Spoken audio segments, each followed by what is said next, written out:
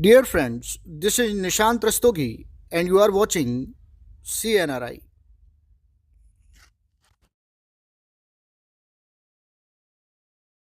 आइए इस क्वेश्चन को सॉल्व करते हैं। क्वेश्चन आपसे कह रहा है कि सक्रियता श्रेणी के मध्य की धातु के कार्बोनेट अयस्कों से शुद्ध धातु के निष्कर्षण विधि को चरणों में लिखिए, मतलब कि चरणों को लिखिए, यानी कि क्या क्या स्टेप होती हैं ये आपको यहाँ पर लिखना है। तो सबसे पहले मध्य की धातु जो है वो देख लेते हैं। तो यहाँ पर मनी आता है, जनरेटर आता है, इसके बाद में कार है, फ्रिज है, सीडी कोई नहीं, ठीक है ना।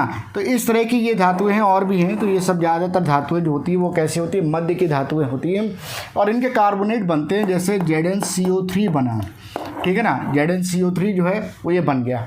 अब इससे हमें क्या करना है, शुद्ध धातु प्राप्त करनी है, यानी कि जिंक को प्राप्त करना है। तो देखिए, जब भी हमारे पास कार्बोनेट होते हैं या यहाँ पर इनके सल्फाइड भी बनते हैं, ये कंपाउंड जो होते हैं वो क्या करते हैं, सल्फाइड भी बनाते हैं। तो सल्फाइड और कार्बोनेट से हमको शुद्ध धातु आसानी से नहीं मिल पाती है। हमको कार्बोनेट और सल्फाइड से शुद्ध धातु, यानी कि सल्फाइड अगर मेरे पास है मेटल का और कार्बोनेट है, मेटल का कार्बोनेट है या मेटल का सल्फाइड है, तो इनसे हमें शुद्ध धातु आसानी से नहीं मिल पाती। तो इसके लिए करते क्या है कि हम मेटल का ऑक्साइड बनाते हैं। तो हम यहाँ पर धातु ऑक्साइड बनाते हैं। हम क्या करते हैं, धातु का ऑक्साइड बनाते हैं। पहले सल्फाइड से और कार्बोनेट से धातु का ऑक्साइड बनाते हैं और फिर हम यहाँ पर अपचायक का प्रयोग करते हैं। किसका प्रयोग करते हैं, अपचायक का प्रयोग करते हैं और फिर उससे धातु को प्राप्त कर लेते हैं। शुद्ध धातु हम यहाँ पर निष्कर्ष, मतलब शुद्ध धातु क्या, धातु को प्राप्त कर लेते हैं और बाद में हम फिर उसका शुद्धिकरण कर लेते हैं, ठीक है ना।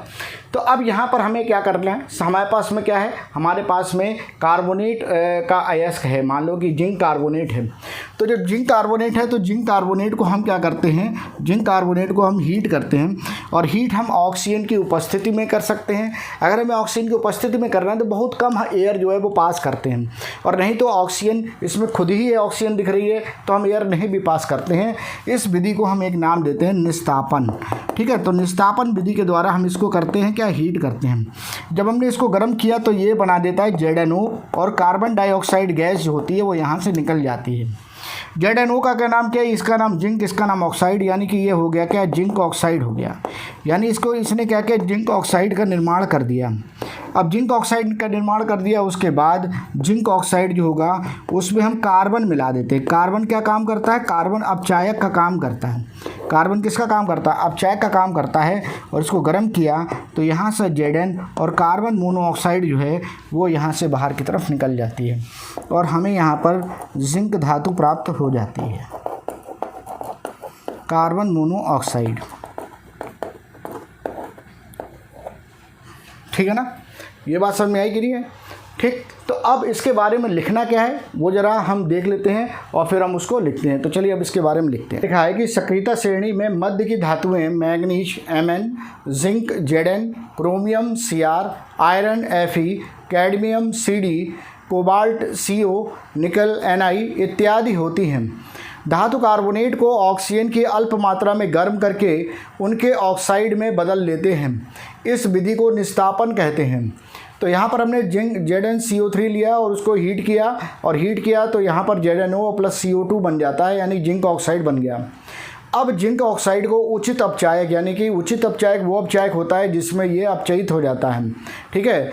इसको मिलाया तो अपचयित हो गया, दूसरे को मिलाया तो अपचयित नहीं हुआ, तो उचित कौन सा हुआ, जिसमें ये अपचयित हो गया।